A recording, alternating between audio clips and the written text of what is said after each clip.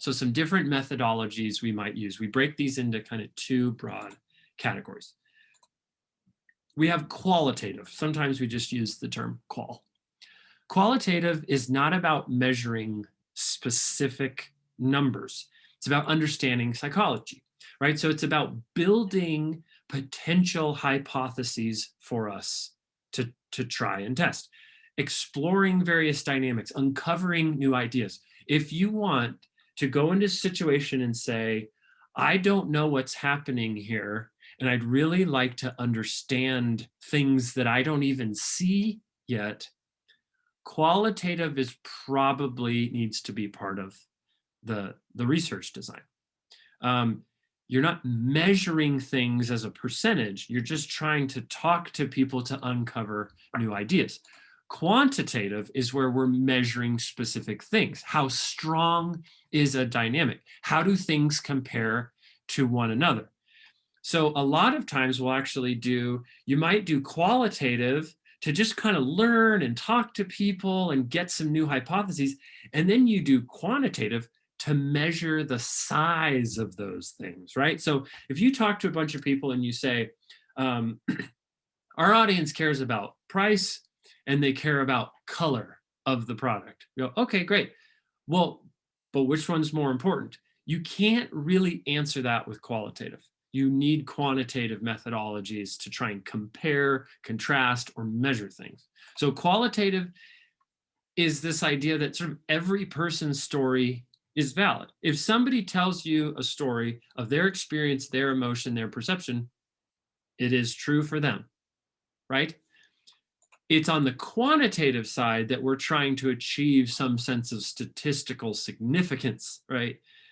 Qualitative, that's not what we're trying to achieve. We're trying to just hear lots of stories from a lot of people. And yes, we can slice and dice it a little bit, but it's on qualitative, it's not about saying this is 5% stronger than that.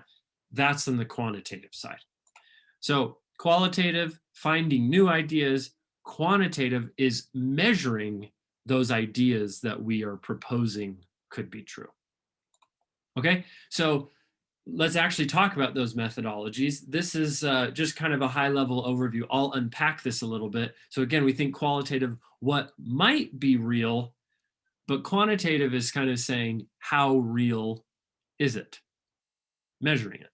Okay, so I'll unpack each of these a little bit more. Okay, so qualitative, some different methodologies. And what I also, again, caveat this around Magnetti's experience, there are a lot of methodologies in qualitative research. There's just a few of the ones that we tend to run into, use, find most value for most of our clients. So this list is intentionally shorter.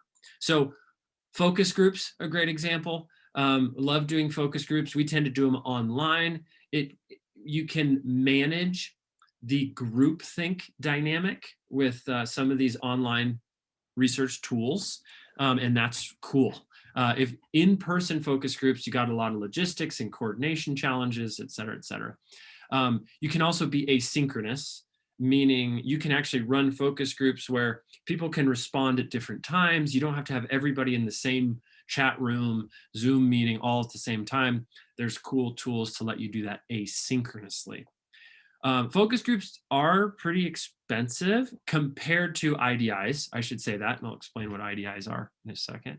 They're more expensive per participant, but you literally get 5 times the data, comments, insights from any given person in a focus group, the way they're structured.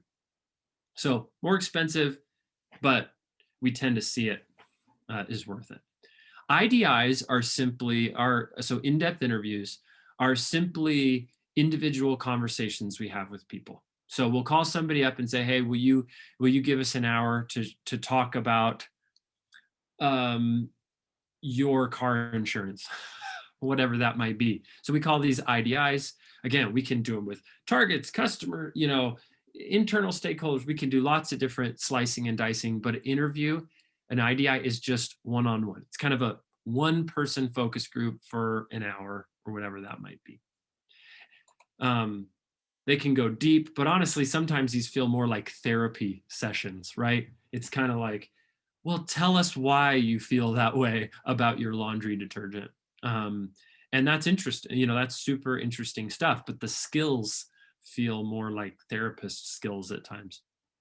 And then you might have heard of these kind of ethnographic observational studies. All that is asking permission to kind of do an IDI in the wild in some form.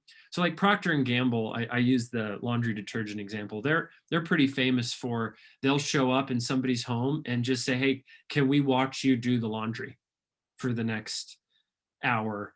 And just watch how people experience a product kind of in the wild. Okay, so now quantitative. So again, qualitative is all about, kind of uncovering new things. Quantitative is about measuring things. So surveys, sometimes we're looking at people's CRMs, their databases, and doing analysis on that. Actually, let me just explain these as I go here. So surveys, this is pretty common. You could call them assessments. There's lots of different types of survey work in quantitative. This can get really big quickly. I mentioned earlier that I've got a podcast about failure. We actually did a national survey of people on the internet asking them about their views on failure. And literally all over the country, I don't know if we got 1,000 people, but hundreds of people responded. So it can get big and national, pretty quick with survey work. I mentioned customer database. If you want to say, we know we've got a bunch of information in our database, maybe it's transaction data, and you want to say, we want to understand why people do what they do. That's the kind of methodology we would work on. Segmentation is really powerful. Understanding your audience, being able to slice and dice it, it can be a really powerful tool for building a lead generation machine for organizations. And then conjoint analysis is simply this survey methodology where we're asking people to prioritize things for us. So it's a way to help us understand, so if you've got a car and it's electric and it's fast and it's cheap, and it's whatever, conjoint analysis is a way to get people to pick different packages of things that reveals their priorities without them knowing, right? Most people are not going to sit there and go, I already know in my head what my priority order is. Most people can't do that. But when you start presenting different packages in different forms, all of a sudden their priorities tend to emerge. And that's what conjoint analysis can do.